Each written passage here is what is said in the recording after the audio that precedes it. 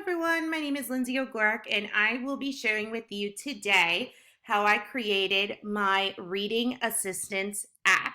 So over here it shows briefly what it would look like if I were to use it on an iPhone. So I'm just going to show you just a quick overview and then go through the different areas. So when you come onto the app, it says reading assistance. So my app was created to support students within a classroom K through first, and it was created to support at-home reading. It was not created to be a teacher, but a resource for parents and students as they are going through their beginning reading foundational tools. So really just directed towards K through first with regards to phonemic awareness, phonics, print knowledge. So I will show you that as I go through. But this is what it looks like when you first come on if you were using an iPhone and or Android. You would go through, and as you go down, it gives you different sections in which you could click on to be able to view the resources. So I'm just going to go through them with you really quick.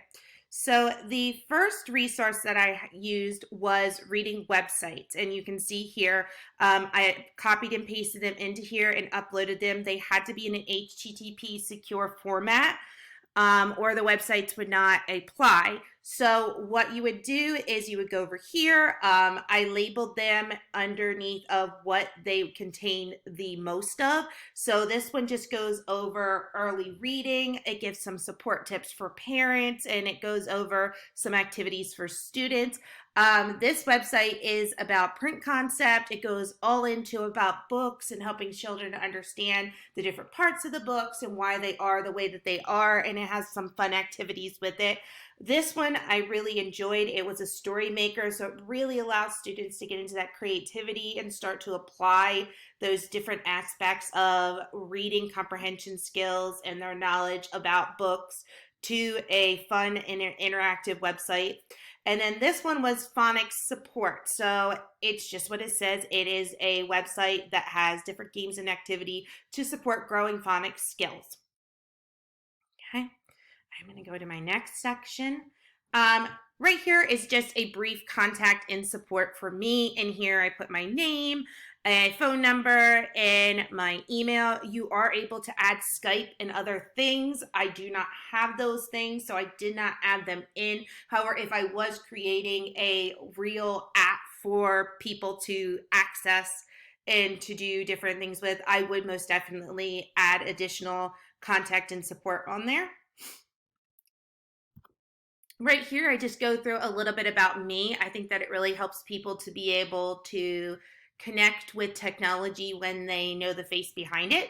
So just going through and talking to parents about what the app is, and that it is not a teaching tool, but a support tool that will help them at home. And I go through, I added a picture here, and then I just talked about what the mission was to assist children with their reading journey. And then one of my favorite quotes from Dr. Seuss, I think that kind of helps people to, connect to you as a person, and that this is not just an app that you're clicking on, but there's a person behind it who has a passion for what they are talking about.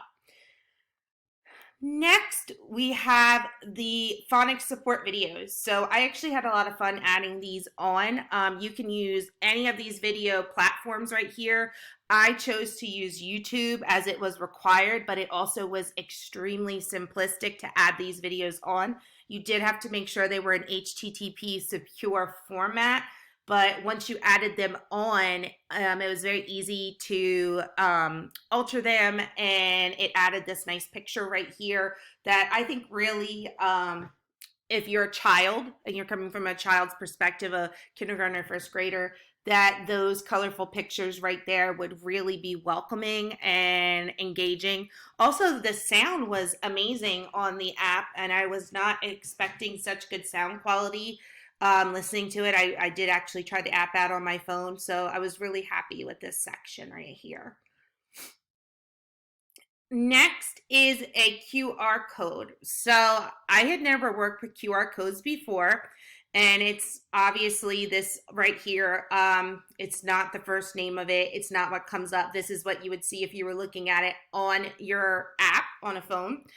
Now, the QR code is connected to a phonics game that either students can use on the computer or can also be printed. So this is a game code to a free game that is provided by teachers, paid teachers.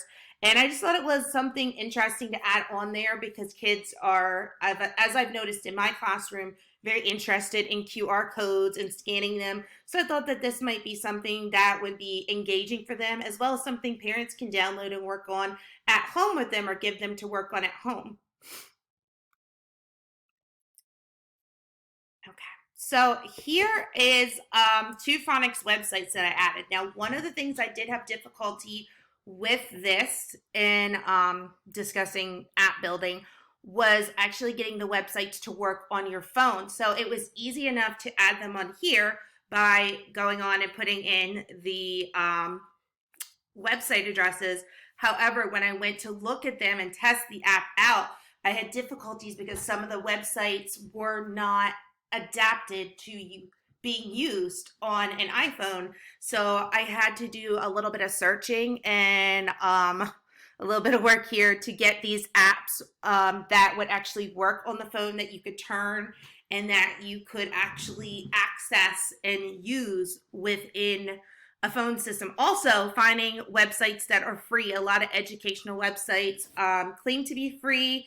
However, after using it for a certain amount of time, you no longer are able to access the games without paying. So that was something that I wanted to be able to supply to parents, something that was a free tool. Also, the websites that I added were websites that would build with the students. They are websites that you're able to start simplistic and then they adapt as the student is growing. So I really like websites that afford students, a challenge, and they're not just continually repeating the same thing they already know, but they're building on what they're learning and being able to progress from there.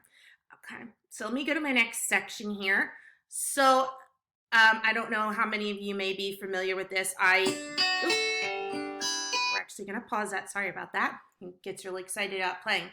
I started my teaching career at a Christian school and actually purchased these MP3 downloads. They are two really good songs. They are not Christian based. They are secular based, but they go through and they talk about the short vowel sounds and just two really fun songs for kiddos to use and to be able to use on their own. They're very easy, as you heard. They come right on when you click on there. I added two of the songs, and so they're just fun little activities for them. Also to differentiate that learning, because you do have your audible learners and the ones that do learn through song. So just adding some things on there. Now, if I was going to publish this app, I would most definitely add more songs to it. However, just in this, demonstration, I only added two. Now, the sound is a little bit off when I listen to it on my computer. However, when I do test the app out on my phone, I did note that it was completely clear and it was very audible and very easy to work. So I'm not sure why the sound is different from the computer to the phone. It just is. It sounds a little bit funky on the computer, but when I test the app out on my phone, the sound is fine. So that might be something that I need to look into if I plan on using an app in the future, making sure that the sound is accessible across all platforms that way. All right, so one of the features that I did add that I think is so very important is parent resources. When you're a parent, especially a parent that's helping your child at home, it's very important for you to have different resources in which you can look up, because at times, the teacher is not going to be available to answer that email. So I'm very familiar with Reading Rocket and enjoy their websites. And so I use several articles from there to really support parents. Reading tips, like for your growing readers, how to help them sound things out. Read aloud tips, talking about reading to your child at home. what are some things you can do to support them, things to build upon their growing skills, and then dialogue help. So this is just what it says, dialogue, helping to talk to your children about books. One of the most important things that parents can do with growing readers is to encourage that love of books and help build upon that. Okay, and then we have our very last section here. So, one of the things that I found really enjoyable about building this app was the accessibility to add so many things. And it was actually really hard for me at first, even though I created a plan to be able to tame it down and only add on things that were going to be supported, because there were so many things that I could add. And so the last part that I added were e-readers, and the e-readers are free e-readers, and I was able to upload them from my computer. I downloaded some of the information. There are 2 free e-readers on Teachers Pay Teachers, and they're early phonetics and rhyming. So I was able to download them and then upload them to Appy. I've tried them out on my phone and I've tried them out on the computer. They showed up beautifully. They work really nicely. They are fun little readers. You can actually add sounds to them as well. I did not for this app. However, if I were to maybe work in the future, I may add some sound to that to make them a little bit more engaging. So, but just for this app and for this time around and just learning how to build an app, that's what I did for these. So this is my app, and it was definitely a journey in building it. There were some issues at first with adding stuff on and learning how to put different things on there. But as I got going and got excited and realized all the things that I could do and for my students and for my families at home, I really have thought about maybe creating one of these for my 5th grade classroom. Well, I hope you enjoyed, and please feel free to reach out to me if you have any questions with regards to the app or how I created it or anything like that. All right.